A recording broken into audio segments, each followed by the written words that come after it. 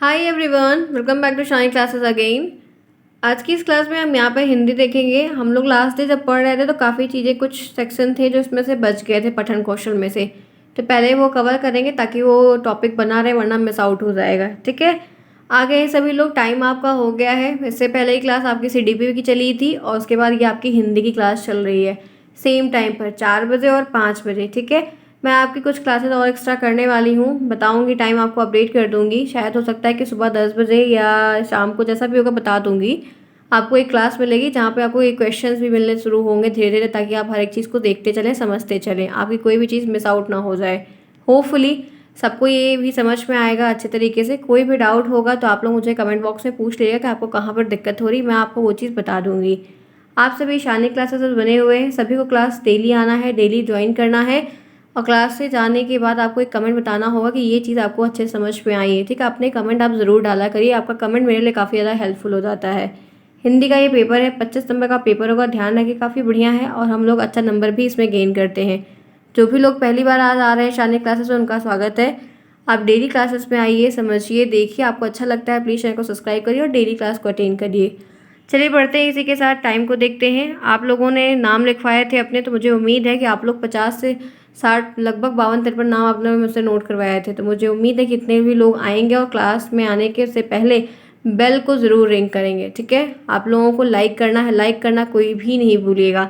चलिए बढ़ते हैं, देखते हैं क्या चीज़ें। उस दिन मैंने आपको जब पठन कौशल के बारे में बताया था, ठीक है, सुनना, बोलना, पढ़ना, लिखना, तो ये पठन बचा बढ़ा रही हूँ, लास्ट है। और आपको जब हिंदी की नेक्स्ट क्लास दूंगी तो उसमें लिखना बता दूंगी। ठीक है, ये आज लास्ट होगा। तो क्या होता है, कौन कौन सी विधियाँ होती हैं, ये सब मैंने आपको अपडेट पूरी दी थी। ठीक है, ये वही PDF है, उस दिन PDF नहीं दी थी। आज इसको पढ़ाने के बाद अभी शाम को आपको PDF जो है अरुण सर दे देंगे।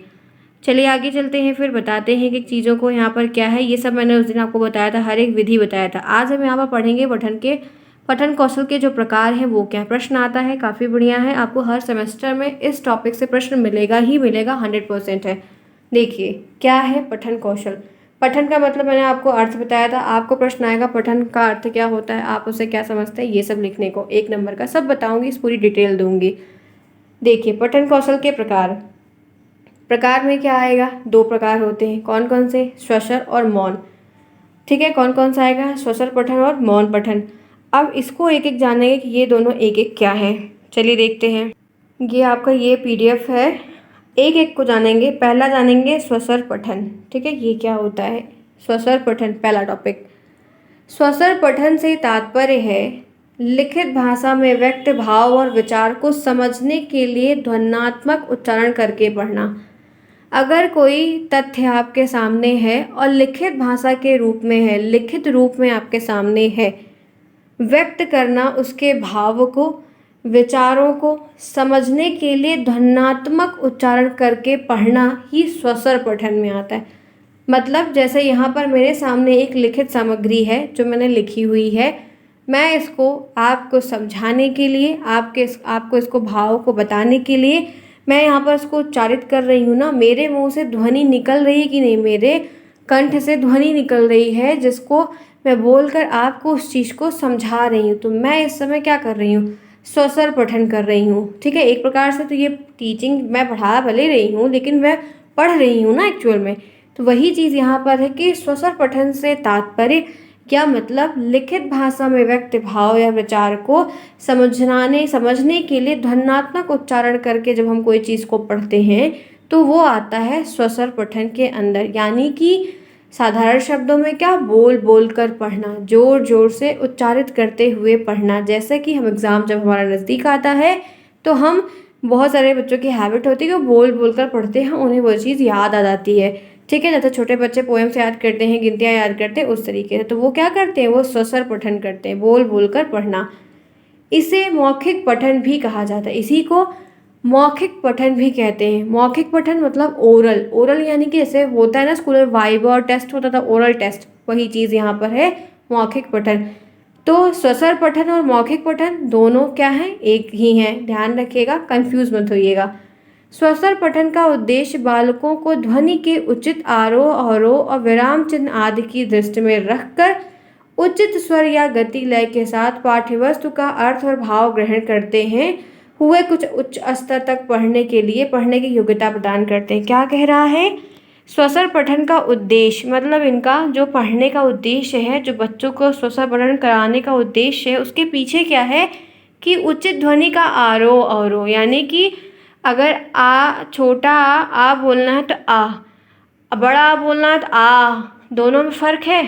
यही ध्यान रखा करिए। लोग क्या अक्सर प्रोनाउंसिएशन जो उच्चारण होता है वो गलत आ बड़ा बोलते हैं, लेकिन जब हर जगह आप बड़ा थोड़ी बोलेंगे, आप क्या बोलेंगे? अगर आ बोलना है सिर्फ छोटा वाला आ, बड़ा आ बोलना है आ, तो कहाँ पर बड़े आ की मात्रा लग रही है, कहाँ पर नहीं लग रही है, ये उच्चारण से ही स्पष्ट हो जाता है। काखा गाघा और स्वर व्यंजन का उच्चारण भी एक बहुत अहम भूमिका को निभाता है। तो यही बात है कि स्वसर पठन का उद्देश्य है कि बालकों को ध्वनियों के उचित आरोह अवरोह से, विराम चिन्ह से, कि कहाँ पर विराम चिन्ह लगेगा। किताबों में जब रीडिंग करते हैं तो विराम चिन्ह, ये देखिए पूर्ण विराम लगा है, कॉमा लगता है, ये देखिए योजक लगा हुआ है आरोह अवरोह के बीच में, कहाँ पर कॉमा लगेगा, कहाँ पे प्रश्न आएगा, कहाँ पर क्या आएगा। ये सारी चीज़ों का जो विकास है वो पठन कौशल से ही होता है और टीचर इनको बताते हैं, ठीक है, ताकि क्या हो, उस दृष्टि को रखते हुए उचित लय गति। लय गति का मतलब क्या है कि कहाँ पर आपको, मतलब जैसे दोहा और चौपाई थोड़ा गा के लोग करते हैं कि नहीं, लिखा तो हिंदी में ही है, उसको भी तो चाहेंगे तो ऐसे ही पढ़ देंगे। रामचरितमानस जब लोग पढ़ते हैं, दोहा रामायण थोड़ा गाने की धुन में पढ़ा जाता है ना, कविताएं थोड़ा धुन में पढ़ी जाती है, वीर जवानों की, सुल्तानों की वगैरह वगैरह तक होता है ना। तो वो चीज़ वहाँ पर कहाँ पर आपको लय देनी है, कहाँ पर आपको ताल बिठानी है, कहाँ पर आपको ऊंचा उठाना है, कहाँ पर आपको नीचे करना है, वो पढ़ने का एक तरीका होता है। तो जब आप स्वसर पठन करते हैं तो इन सब का एक उच्च स्तर तक विकास होता है। विकास करने का यही उद्देश्य रहता है। स्वसर पठन करने से छात्रों का शब्दोच्चारण और अक्षर विन्यास शुद्ध होता है। जब बच्चे स्वसर पठन करते हैं तो शब्द उच्चारण जो है वो और अक्षर विन्यास जो है वो उनका शुद्ध होता है। यानी कि ये स्वसर पठन बहुत इंपॉर्टेंट है। किस स्तर पर? प्राथमिक स्तर पर, प्राइमरी की पढ़ाई में सबसे ज़्यादा इम्पॉर्टेंट है। क्योंकि आप टीचिंग करने जाएंगे तो देखेंगे कि बच्चों के चारों तरफ दीवारों पर एक तरफ 1 से लेकर 100 तक की गिनती, जनवरी फरवरी एक तरफ, संडे मंडे एक तरफ, सब्जियों के नाम, फलों के नाम, फूलों के नाम, अंगों के नाम, कितने से वो दीवारों पे पूरा प्रिंटेड है अच्छे अच्छे कलर में। एक बच्चा खड़ा होता है, पहले मास्टर पढ़ा देता है, आप ऐसे जाएंगे, पहले आप भी पढ़ा देंगे, फिर एक बच्चा खड़ा होगा, इसका ऊपर लिखा है, बच्चा छोटा है, स्टिक रहती है, एक बच्चा बोलेगा का से कबूतर, सारे बच्चे बोलेंगे का से कबूतर। तो का से कबूतर उनको पहचानना भी आएगा और उस अक्षर से भी, बोध वर्ण से भी संबंधित करेंगे और बोलने से भी उनका जो उच्चारण है वो भी शुद्ध होगा। अभी तो बात आ गई का से कबूतर, तो वो का से वर्ण भी सीखा और कबूतर एक शब्द भी सीखा और शुद्ध भी देख लिया, लिखा भी रहता है वहाँ पर कौन सी मात्रा लगी है वो भी बताया जाता है। तो ऐसे आपको भी वहाँ पर जाके पढ़ाना होगा 1 महीने पूरा, ठीक है। तो ये स्वसर पठन जो इमला वगैरह जो डिक्टेशन होता है वो इसीलिए बोला जाता है कि ताकि सुनेंगे, सुनने की भी क्षमता बढ़ेगी, फिर समझने की क्षमता बढ़ेगी, शब्द को भी लिखेंगे। तो स्वसर पठन जो होता है प्राथमिक स्तर पर, आपको प्रश्न आएगा कि स्वसर पठन को किस स्तर पर ज़्यादा प्रभावशाली होता है, तो आपको बताना होगा, टिक करना होगा कि स्वसर पठन प्राथमिक कक्षा छोटे स्तर के बच्चों के लिए ज़्यादा प्रभावशाली होता है, क्योंकि छोटे बच्चे ही देखते हैं तो पोएम वगैरह ऐसे तमाम जो भी चीज़ें होती हैं उनको याद करके बोल बोल कर याद करवाई जाती है, ठीक है। चलें आगे, चलिए, उम्मीद है कि समझ में आएगा, बहुत छोटा सा बात है। नेक्स्ट, अब इनको भी 2 कैटेगरी में डिवाइड कर दिया है। ये 2 कैटेगरी कम पूछती है, वो ऊपर और ज़्यादा आती है। इसको 2 में क्या, एक व्यक्तिगत होता है, एक सामूहिक। सामूहिक का मतलब जैसे प्राइमरी में जाएंगे तो वहाँ पर सारे बच्चे बोलेंगे तो ज़ोर ज़ोर से बोलें, खूब ज़ोर ज़ोर से। स्वाहा वगैरह पूजा में होता है तो सब लोग स्वाहा स्वाहा बोलते हैं, तो आप सब क्या हुआ, स्वसर करते हैं, ठीक है। हर जगह से रिलेट करिए, जहाँ एग्जाम्पल में माता जी का जयकारा लगाया जाता है, जय बोलो तो सब जय बोलते हैं, तो वो सामूहिक हो गया।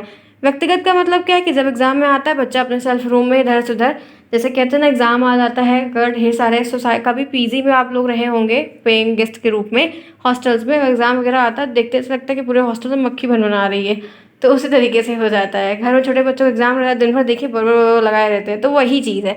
तो वो तो व्यक्तिगत हो गया और ये सामूहिक हो गया, ठीक है। बोल बोल अकेले पढ़ रहे हैं तो व्यक्तिगत है, सबके साथ पढ़ रहे हैं तो सामूहिक है, ठीक है। आगे चले, क्लियर हो गया, दिक्कत नहीं होगी। अगर प्रॉब्लम होती है तो पूछ लीजिएगा कमेंट बॉक्स में, मैं आपको बता दूंगी। चलिए आगे देखते हैं क्या चीज़ें हैं। एक पठन के बारे में बता दिया, अब आइए दूसरा। अच्छा, इसका उद्देश्य पहले, इसका ऑब्जेक्टिव और देख लीजिए, तो आएगा प्रश्न, स्वसर पठन के 2 उद्देश्य बताइए। स्वसर पठन के 1 उद्देश्य लिखिए। पहला उद्देश्य, स्वसर पठन का मुख्य उद्देश्य छात्रों के में उच्चारण में सुधार लाना। सबसे पहला है उनके उच्चारण में सुधार आएगा, उनके उच्चारण में सुधार आएगा। फिर उच्चारण में होने वाले विराम, कहाँ पर रुकना है, बलाघात, कहाँ पे बल लगा के मतलब ऊंचा बोलना है। कोई भी चीज़ें होती हैं संबंधित भूल को धीरे धीरे कम करेंगे। 1 बार नहीं आएगा, 2 बार नहीं आएगा, 3 बार नहीं आएगा, 5वीं बार आ जाएगा। ठीक है। और कभी मारना भी नहीं चाहिए। प्राइमरी जब पढ़ाने जाइएगा तो कभी छोटी सी गलती के लिए मार मत दीजिएगा, वरना आपको भी डांट पड़ेगा, बच्चे रोना शुरू कर देते हैं, बहुत डर लगने लगता है, फिर हो जाता है ऐसा। फिलहाल मैं कभी मारी नहीं थी, मैं और वो लोगों को देखा था तब ये एक्सपीरियंस ले लिया कि कुछ भी हो जाए इनको कुछ नहीं कहना है, वो पलट के जवाब दे देते हैं। फिर देखिए क्या है, स्वसर पठन का एक उद्देश्य वार्तालाप में तथा पठन में होने वाली रुकावट को दूर करना। जब जोर जोर से बोलकर पढ़वाएंगे तो उद्देश्य यह है कि वार्तालाप, बात करने का भी एक तरीका उनको आएगा। पठन में जो दिक्कतें आती हैं वो रुकावटें धीरे धीरे करके कम हो जाएंगी। अगर आप डेली डेली पढ़ने लगेंगे तो वो चीज़ें आपको, जाहिर सी बात है कि आपकी सुधर जाएगी। तीसरा, इसका उद्देश्य उच्चारण और सुर में स्थानीय बोलियों का प्रभाव न आने देना। इसका ये भी तरीका होता है कि जैसे हर एक बच्चा अलग अलग घर परिवार से आता है, अलग अलग जगह से, तो अलग अलग थोड़ी भाषा, कुछ लोग औधी बोल देते, कुछ बच्चे बोलने लगते, कुछ बच्चे खड़ी हिंदी बोलते, कुछ नहीं बोल पाते हैं, तो उन सब का भी सुधार करना। स्थानीय बोलियों का जो प्रभाव है धीरे धीरे कम हो जाता है। फिर स्कूल के बात करने का, एक खड़ी हिंदी में बोलना, इंग्लिश में बोलना, वो मैनर अलग होता है, तो वो सब चीज़ें स्कूल में सिखाई जाती हैं। ठीक है, 3 हो गया। चौथा क्या है, इसका उद्देश्य श्रोताओं की संख्या और अवसर के अनुसार वाणी को नियंत्रित करना भी है। श्रोताओं की संख्या का मतलब क्या है कि कितने लोग सुन रहे हैं, क्या सुन रहे हैं, देख रहे हैं, सुन रहे हैं, सीख रहे हैं, तो उनके अनुसार भी जो है आपकी वाणियों को कितना नियंत्रित करना है, कैसे बोलना है, काफ़ी चीज़ें बताई जाती हैं। फिर इसका उद्देश्य विराम चिन्ह को समुचित ध्यान रखते हुए पढ़ना, कि कहाँ पर विराम चिन्ह है, पढ़ने के लिए कहा गया। तो इसका मतलब ये नहीं कि एकदम स्टार्टिंग शुरू करिए और लगातार कॉन्टिन्यूअस एकदम नॉन स्टॉप बोले जाइए, बोले जाइए, बोले जाइए, तो ऐसा थोड़ी हो सकता है। ऐसा कोई तू रीडिंग ही नहीं लगाता, ऐसा रीडिंग नहीं लगवाई जाती। कुछ बच्चे होते हैं जो स्टार्ट करते तो रुकते ही नहीं, कहाँ पर कॉमा है कुछ पता ही नहीं, पढ़े जा रहे पढ़े जा रहे पढ़े जा रहे, तो वो भी गलत है। तो उन सब चीज़ों का भी विकास किया जाता है। ठीक है, आइए आगे चलें। समझ में आ रहा होगा, मुझे उम्मीद है कि किसी को कोई प्रॉब्लम नहीं होगी। बस मैं आपको बता रही हूँ कि ये है क्या। आप शायद, हो सकता है कि ये जानते तो आप हैं, लेकिन बस एक नाम यहाँ पर दे दिया गया, पठन कौशल। उसी कौशल के बारे में आपको यहाँ पर समझना है, जिससे हर एक सेमेस्टर में भर भर के प्रश्न आता है। टेट, सुपर टेट, सीटेट में भी बहुत प्रश्न बनता है। ध्यान रखिएगा, बहुत इंपॉर्टेंट है ये कौशल, बहुत इंपॉर्टेंट है। चलें आगे चलिए। फिर क्या है, अब है यहाँ पर दूसरा, मौन पठन। ये क्या है, अभी तक हम चिल्ला चिल्ला के पढ़ रहे थे, अब हम मन में पढ़ेंगे। ये जो पठन का स्तर है, ये बड़े बच्चों के लिए उच्च स्तर पर वहाँ पर होता है, क्योंकि बड़े बच्चे अक्सर चीज़ों को, बड़े लोग हमेशा मन में पढ़ते हैं, बोल बोल कर पढ़ते हैं, लेकिन बड़े अक्सर मन में पढ़ते हैं। ठीक है, अब जैसे आप प्लेन में ट्रेवल कर रहे हैं तो क्या आप देखते हैं, अक्सर लोगों को देखिए नॉवेल्स है, किताब है, कुछ भी लेके टहलते हैं। ठीक है, तो आप देखिए वो क्या करते हैं, अब इतनी ज़ोर ज़ोर से पढ़ेंगे तो प्लेन के बाहर से भगा दिया जाएगा उनको, तो वो अपना पढ़ते हैं, मन में पढ़ते हैं। तो वही सारी चीज़ें हैं। आप देखिए जैसे यहाँ पर क्या है, लिखित सामग्री को मन ही मन आवाज़ निकाल के पढ़ना मौन पठन होता है। कोई लिखित सामग्री है, न्यूज़पेपर है, कुछ भी, तो अगर दर्ज से बड़े दादाजी लोग हैं, आपके घर में भी होंगे दादाजी लोग, अक्सर सुबह सुबह पेपर पढ़ते हैं। अगर वो जोर जोर से पढ़ने लगेंगे तो आपको 5 बजे उठना ही पड़ेगा। पेपर जैसे आता है, बाहर बैठ जाते हैं पढ़ने के लिए, उतनी जोर जोर से पढ़ने लगेंगे, ज़बरदस्ती की सुना। अक्सर ऐसा होता है कि जब हम लोग पहले छोटे में तो जगाना पड़ता था लोगों को, मतलब जगाया जाता था हम लोग को ज़बरदस्ती, तो घंटी बजा देते, जोर जोर से पूजा करते थे, वो फिर घंटी की आवाज़ से जगना ही पड़ जाता था कि अब चलो तो उठ जाओ, तरीका था वो सब। ठीक है, तो यहाँ पर क्या है, लिखित सामग्री को मन ही मन में मतलब पढ़ना, मन में ही आवाज़ निकालना। वचन के ओंठ बंद होते हैं। जब हम इसमें वचन करते हैं तो हमारा ओंठ नहीं हिलता है, वो बंद रहता है, लेकिन हम उसको पढ़ते रहते हैं। जब छात्र मौन वाचन में कुशलता अर्जित कर लेता है, जब एक बच्चा मौन तरीके से पढ़ने में मतलब उसमें अव्वल हो जाता है, प्रवीण हो जाता है, तो सुसर वाचन का अधिक प्रयोग करना छोड़ देता है। जब मौन वाचन करके आप पढ़ने लगेंगे तो आपका एनर्जी, देखिए बोलने में एनर्जी जाती है, मैं आपको बोल रही हूँ तो मैं कभी कभी देखिए रुक जाती हूँ, बीच में पानी भी पी लेती हूँ, क्योंकि कॉन्टिन्यूस बोलने से थ्रॉट में पेन होता है और फिर आपकी एनर्जी जाती है। वही चीज़ अगर आप मन में पढ़ेंगे तो कम समय में भी पढ़ लेते हैं, ये भी ध्यान रखना पड़ता है। सुन लेते हैं कोई चीज़ तो वो भी कम समय जाता है, हम सुन लिए, हो क्या, मैं यहाँ कहता है, ऐसा भी होता है। तो स्वसर वाचन में जब बच्चों की आदत बन जाती है मतलब मौन वाचन में जो आदत होती है तो स्वशर को जो करते थे वो छोड़ देते हैं। ठीक है, मौन वाचन में निपुणता आना अति व्यक्ति के विचारों की पूर्णता का उद्योतक है कि अगर मौन वाचन में जब आप मौन वाचन कर रहे हैं तो उसमें निपुणता आ गई, मतलब आप पूरा परिपक्व हो गए एक प्रकार से। तो ये होता है कि आप बड़े हो गए हैं, ये प्रौढ़ता की जो बात है, मतलब आप बड़े हो गए हैं, आप वैसे पढ़ ले रहे हैं। ठीक है, इसमें भाषाई दक्षता का भी अधिकार सूचक हो जाता है, मतलब बहुत भाषाएं आने लगती हैं आपको। अब आइए यहाँ पर आगे देखते हैं। यहाँ पर जो मौन वाचन की बात है ना, ये भी दो कैटेगरी में डिवाइड है, एक गंभीर है, एक द्रुत है। प्रश्न नहीं आएगा फिलहाल के लिए, सिर्फ ऊपर की जो टॉप हेडिंग की उन्हीं का आएगा, ये सब आपको आगे के सेमेस्टर में पता चलेगा। ठीक है, चलिए आइए अब इनका भी उद्देश्य देखते हैं क्या है। मौन वाचन छात्रों में चिंतनशीलता का विकास करते हैं। अगर चिंतनशीलता का विकास बच्चों में करवाना है तो मौन की क्षमता उनके अंदर लानी होगी, क्योंकि वो मन के विचार को पढ़ेंगे, समझेंगे, जानेंगे तो चिंतन करेंगे, जिससे कल्पना शक्ति विकसित होती है और बच्चे बुद्धिमान होते हैं। उनकी जो सोचने की क्षमता है वो बढ़ती है और बच्चे जो होते हैं वो बुद्धिमान होने लगते हैं। मतलब जब आप अपनी उम्र से ज़्यादा भी सीख लेंगे, ज़्यादा जानते भी रहेंगे तो जानकार वैसे भी आप कहलाएंगे। ठीक है, मन वचन छात्रों को मौन वाचन, सॉरी यहाँ पे गलत टाइपिंग हो गया है। मौन वाचन छात्रों को भाषा के लिखित रूप को समझाने तक पहुँचने का प्रयास करता है। मतलब कोई चीज़ अगर लिखित है तो उसको कैसे आप समझ सकते हैं बिना बोले, वहाँ तक पहुँचने में आपकी मदद करता है। मौन वाचन के द्वारा एकाकिक क्षणों में समय का सदुपयोग के, मतलब कम समय में आप काफ़ी कुछ सीख सकते हैं, काफ़ी ज़्यादा आप सीख सकते हैं। समय का सही सदुपयोग आपको मौन वाचन सिखा देता है। फिर है शिक्षार्थियों में चिंतन और तर्क शक्ति को बढ़ाने और उनके प्रति मतलब उत्तर क्षमता उत्पन्न करने के लिए इसका एक महत्वपूर्ण स्थान है। मतलब शिक्षार्थियों में चिंतन, थिंकिंग पावर, उनकी सोचने की, उनकी तर्क करने की क्षमता जो है मौन वाचन से काफ़ी ज़्यादा बढ़ती है।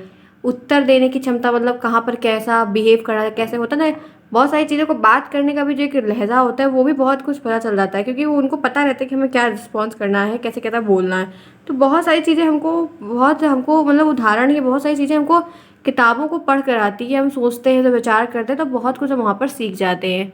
ठीक है, एक यहाँ पर और दिया गया है, दो दिया गया, देखते क्या। मौन पठन में छात्रों की कल्पना शक्ति का विकास होता है। शांत मस्तिष्क में छात्र आगे की घटनाओं के विषय में अनुमान, जब मन शांत रहता है, शांति से पढ़ते हैं तो आगे क्या हुआ होगा या आगे क्या होना चाहिए तो उसका भी एनालिसिस करने लगते हैं। कभी कभी ऐसा होता है कि कोई मूवी है पार्ट में हिसाब से आती है या सीजन है सीरीज का आया है, तो देखिए आप देखते हैं ना कि 3 आया 4 आया तो लोग प्रिजर्वेशन कर लेते हैं कि अब की बार आएगा तो ऐसा। वो पंचायत आई थी, अगर देखा होगा किसी ने, हम थोड़ा बहुत देख लेते हैं क्योंकि हम लोग इतना थक जाते हैं ना काम करते करते कि मन होता है कि लॉ अच्छा देख लेते हैं, थोड़ा सा कुछ एंटरटेन हो जाएगा। तो पंचायत मैंने देखी हुई थी, आप देख सकते हैं, काफ़ी बढ़िया है। वहाँ पर अब 2 पार्ट्स का आ चुका है और तीसरे में लोग एजम्पशन कर रहे हैं आगे चल के। तो वही सारी चीज़ें हैं कि एनालिसिस हो जाता है कि क्या क्या क्या होगा, आगे क्या होगा। तो बच्चे जब ऐसा कुछ पढ़ते हैं, सीखते हैं तो वो भी एनालिसिस करने लगते हैं, तो वो भी क्षमता उनकी डेवलप हो जाती है, यानी कि वो आगे का सोच सकें। ठीक है, सर्वाधिक महत्वपूर्ण उद्देश्य यह भी है कि छात्र कम समय में बहुत विषय की गहराई से समझ, मतलब समय को यूटिलाइज करते हुए कम समय में ज़्यादा सीखोगे और बहुत ही डीपली समझ सकते हैं। अत्यधिक आनंदभूत अर्जित करने में सफल होते हैं और किसी को और परेशानी भी नहीं होती और बहुत ही आनंद के तरीके से उस चीज़ को वो सीख पाते हैं। ठीक है, तो ये उद्देश्य थे, 2 याद रखिएगा, इससे ज़्यादा दिक्कत नहीं है, 2 ही बहुत है। 2 आपको जो आसान लगे, कोई भी 2 आपको याद कर लीजिएगा। ठीक है, नोट्स बनाते रहिएगा। अब नोट्स बहुत इंपॉर्टेंट है, नोट्स अभी आपके पास समय है, नोट्स प्रॉपर जैसे मैं पढ़ाऊँ शाम को मैं देती हूँ, तो अगर शाम को आप जग रहे हैं तब या तो अगले दिन सुबह उठ के फटाफट उतने सेक्शंस को कंप्लीट कर लीजिए। बुक्स आपके पास बुक्स है तो पढ़ते रहिए, सीरीज़ है तो उसको बीच बीच में जितना पढ़ाया जाए वो क्वेश्चंस को ढूंढिए, वो पढ़ते रहिए। ठीक है, चलिए आगे चलिए। अब देखते हैं कि पठन कौशल का महत्व क्या है। हमने अभी प्रकार पढ़ा, प्रकार के उद्देश्य पढ़ लिया, अब हम पठन कौशल का जो महत्व है वो भी जानते हैं। आइए, पहला है पठन कौशल विद्यार्थियों के सर्वांगीण विकास में बहुत ही सहायक है। पूरे कंप्लीट को डेवलपमेंट करने के लिए पठन कौशल बहुत ज़रूरी है। विद्यार्थी पुस्तकों का अध्ययन करके अपने उच्चारण में शुद्ध करेगा। मतलब अगर बच्चा पढ़ रहा है, पठन को इस्तेमाल कर रहा है पठन कौशल का, तो उच्चारण उसके शुद्ध हो जाएंगे। पत्र पत्रिकाएं, पुस्तक, समाचार पत्र इत्यादि को पढ़कर विद्यार्थी अपने शब्द भंडार में वृद्धि करता है। बच्चे पत्र पढ़ते हैं, पत्रिकाएं पढ़ते हैं, मैगजीन जो आती है, न्यूज़ आर्टिकल्स पढ़ते हैं, समाचार, तो इनसे क्या होता है वो वर्ड का कलेक्शन करते हैं। बहुत सारी चीज़ें हैं, हम लोग को भी बहुत सारे वर्ड्स नहीं आते थे, इंग्लिश में बहुत कुछ नहीं आता था, तो धीरे धीरे जैसे कंपनी में हम लोग काम करते हैं तो कोई बाहर का आया, कोई कुछ शब्द बोला तो नहीं समझ में आया तो उसको सर्च किया, देखा। मीटिंग में जाने से पहले किसी हम लोग के सीनियर ने कुछ बोला, तो हम लोग ऐसे बहुत सारे ऐसे वर्ड्स होते हैं जिसका मीनिंग आम शब्द में जानते रहते हैं, लेकिन उसका और अच्छा जो शब्द होना चाहिए वो हम लोग नहीं सीख पाते। तो ऐसे हम लोग मीटिंग अटेंड करते हैं, प्रेजेंटेशन देते हैं तो वहाँ पर हम लोग को वर्ड मिलता है बहुत सारा, तो हम लोग वही वर्ड उनसे कैप्चर कर लेते हैं, चुरा लेते हैं। मेरी तो स्किल बहुत ज़्यादा है, कोई कुछ नया बोला है, कुछ मुझे अच्छा लग गया तो मैं उसको पूरा सर्च करके वो चीज़ समझ जाती हूँ कि क्या चीज़ है। तो ऐसा जब पढ़ते उढ़ते हैं तो हमें बहुत कुछ मिलता है आपको, ठीक है। आगे चलते हैं। इसीलिए या मतलब ये है एक प्रकार से, जहाँ पर कुछ भी देखिए तो वहाँ पर देख कर उसको सीखने का प्रयास करिए कि ये चीज़ आपके लिए कैसे यूज़फुल हो जाएगी, ठीक है। रास्ते में चल गए तो कहीं भी जाइए तो कुछ भी सीखने का प्रयास, जो सीखने की चाहत रखता है, भूख रखता है अपने अंदर, वो हमेशा सीखता रहता है और बहुत अव्वल रहता है। पठन कौशल द्वारा विद्यार्थी अपने व्याकरणिक ज्ञान में वृद्धि करते हैं। पढ़ने से क्या, पढ़ने से क्या, उनका जो ग्रामेटिकल सेक्शन है, कहाँ पर रुकना चाहिए, कहाँ पर बोलना चाहिए, कहाँ पर क्या इस्तेमाल करना चाहिए, तो वो व्याकरण का जो सेक्शन है वो भी आने लगता है उनको। पठन कौशल में विद्यार्थियों के अन्य भाषाई कौशल, श्रवण, वाचन, लेखन और भी जो कौशल है उसमें भी इनकी निपुणता हो जाती है, ठीक है। पठन कौशल द्वारा विद्यार्थी पढ़ने के साथ चित्रों को भी देखते, पढ़ते हैं तो बहुत सारे चित्र भी देखते हैं, चित्र भी बहुत कुछ सिखा देते हैं, जिससे उसके ज्ञान में सामान्यकरण होता है। मतलब जो चीज़ पढ़ी है उसको चित्र के रूप में देख लेता है तो चित्र याद रहता है, तो बात अपने आप याद आ जाती है। महान व्यक्तियों की जीवनी और आत्मकथा पढ़कर उनके व्यक्तित्व के आदर्श गुणों का आत्मसात करता है। मौन पठन कौशल में ही महान महान लोग जो व्यक्ति हैं, ठीक है, फ्रीडम फाइटर्स थे, इन लोगों के बारे में पढ़ते हैं। जब आप स्वामी विवेकानंद की किताब पढ़िएगा, काफ़ी अच्छी है, बहुत सारी पब्लिकेशन की अवेलेबल है। और चाणक्य की पढ़िएगा, बहुत कुछ सिखाती है, बहुत कुछ सिखाती है। अपनी लाइफ में ये दो बात मेरी ज़रूर मान लीजिएगा, काफ़ी इंपॉर्टेंट है आपके लिए, आप बहुत कुछ सीखेंगे उनसे। आगे चलते हैं। ये पूरी बात जो यहाँ तक बताई ना, ये महत्व बताइए, इसमें से दो लिखिएगा अगर प्रश्न आता है, अगर क्या आता ही आता है, यही दो याद रखिएगा, बहुत है, ये दो याद रखिएगा, 2 नंबर का प्रश्न आएगा, इतना इनफ है लिखने के लिए, ठीक है। समझने के लिए 3-4 पॉइंट है, जो भी अच्छा लगे आप लिख सकते हैं, या आप बनाकर भी लिखिए, कोई दिक्कत नहीं है। अब उद्देश्य क्या है ये देखिए, बालक को स्वर के आरोह अवरोह, कहाँ पर रुकना है, कहाँ पर तेज बोलना है, अभ्यास करा दिया जाता है। यथा अवसर भावानुकूल, भावों को अनुकूल स्वर में लोच देकर पढ़ाता है। मतलब जैसे जैसे जैसे जैसे जो ग्रामर में आएगा या जहाँ पर रुकना होगा वो सब जो है भाव के हिसाब से बताया जाता है कि ऐसे आपको उच्चारित करना है या बोलते समय ऐसे भाव को ले आना है। बालकों को पठन के माध्यम से शब्द और ध्वनियों का पूर्ण ज्ञान कराया जाता है। शब्द क्या है, कौन सा शब्द कैसे बोला जाएगा, इसके पीछे क्या है, ध्वनि। छोटे बच्चों को का सिखाना बड़ा टफ पड़ जाता है ना, उनको बोला था बेटा का बोलो, बेटा का बोलो, तो तब वो जाके का पता कैसे बोलते हैं, थोड़ा देखिए छोटे बच्चों को तो आप। अब वैसे भी आप में से बहुत सारे लोग मैरिड होंगे, बाल विकास उनके लिए तो बहुत अच्छा, अपने बच्चे की पूरी कहानी आप बाल विकास के ऊपर देख सकते हैं, ठीक है। तो यहाँ पर क्या है कि शब्द ध्वनियों और पूर्व ज्ञान कराया जाए। जैसे जो स्वर की तंत्रियाँ हैं बच्चों की, जो कंठ के पास में तंत्रियाँ होती हैं, उनका भी प्रयोग होने लगता है, वो खुलने लगती हैं धीरे धीरे करके। तो वो ऐसे कोई चीज़ का अगर हाथ में थोड़ी सी चोट लग गई, कुछ भी हो गया, तो कहा डॉक्टर कहते हैं बार बार प्रैक्टिस करिए, वो सही हो जाएगा। मसल्स वगैरह, नस वगैरह दर्द हो जाती है, वो सही हो जाती है। तो ये सारी चीज़ें हैं, ठीक है। फिर पठन के माध्यम से छात्रों पर उचित बल दिया जाता है। पठन पढ़ाने के माध्यम से बच्चों पर बहुत ज़्यादा उचित तरीके से बल भी दिया जा सकता है। छात्र पढ़कर भाव को समझेंगे और दूसरों को भी समझाएंगे। मतलब पहले खुद समझेंगे, पढ़ेंगे, समझ में आएगा, फिर दूसरों को भी बता पाएंगे। तो बहुत सारे रीज़न है जो इनके उद्देश्य तक पहुँचाने में की मदद करते हैं। पठन से अक्षर, ध्वनि, उच्चारण, बल, निगम, निर्गम, साक्षरता, ये सब का संस्कार भी प्राप्त होता है। कब बोलना है, कैसे बोलना है, कौन सी ध्वनि निकालनी, उच्चारण कैसे होना चाहिए, सब कुछ। पठन के द्वारा छात्र विराम, अर्धविराम चिन्हों का प्रयोग करते हैं। मतलब कहाँ पर रुकना है, कहाँ पे थोड़ा रुकना है, कहाँ पे ज़्यादा रुकना है, प्रश्न का कब प्रश्न है तो कैसे पूछना है, कौन आया, क्या किया। तो मतलब जो विराम चिन्ह का इस्तेमाल है वो पठन कौशल सबसे ज़्यादा इंपॉर्टेंट है। पढ़ने की अपनी एक शैली होती है, पढ़ना उचित तरीके से आना सबको नहीं आता है, धीरे धीरे प्रैक्टिस करेंगे तो हमेशा सबको आ जाता है। तो बहुत सारे फैक्टर्स हैं जो आपके लिए हेल्पफुल है। आइए आगे चलते हैं। एक टॉपिक है जो पढ़ते समय त्रुटियां होती, वो क्या आएगा प्रश्न लिखने को कि पठन संबंधी प्रमुख त्रुटियों का नाम लिखिए या प्रमुख कुछ त्रुटियां लिखिए, ये प्रश्न आएगा। इसीलिए बता रही हूँ ताकि आप गलती ना करें। देखिए पहला क्या है, अटक अटक कर, जैसे पढ़ना तो आता है, मौन वचन पे आता है, लेकिन रीडिंग लगाने कह दिया जाता है उसको, तो वो कबूतर पढ़ना ऐसा बोलते हैं कि नहीं। कुछ बच्चे होते हैं, मान लीजिए अगर उनके वो बोलने की प्रॉब्लम है, मान लीजिए, ठीक है, अगर बोलने में प्रॉब्लम है, हकलाते हैं एक प्रकार से, तो भी तब तो मान लीजिए कि वो बाई पढ़ते हैं कोई देखे। लेकिन कुछ बच्चे मतलब पढ़ ही नहीं पाते, अटक अटक कर, रुक रुक कर बहुत, राम आम, इतना धीरे कोई पढ़ेगा थोड़ी हो पाएगा।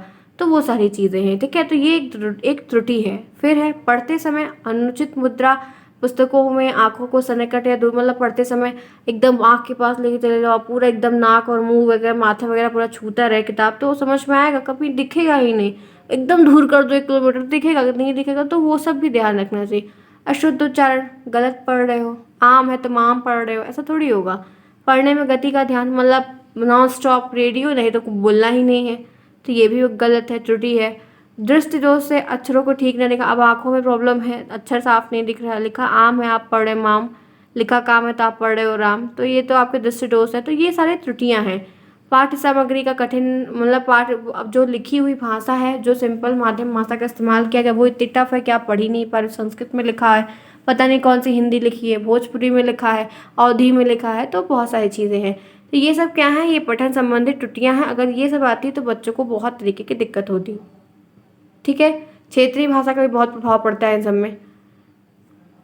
2 पॉइंट और है, अक्षर और संयुक्ताक्षर संबंधी। अब अक्षर है जैसे ऋषि, संयुक्ताक्षर, शतरंगिया, इन सब से बहुत सारी चीज़ें हैं, बच्चे नहीं बोल पाते हैं। त्रा में गलतियाँ करते हैं, ऋषि बोलना गलत करते हैं, री से ऋषि नहीं निकलता है, तो उसमें काफ़ी गलतियाँ होती हैं।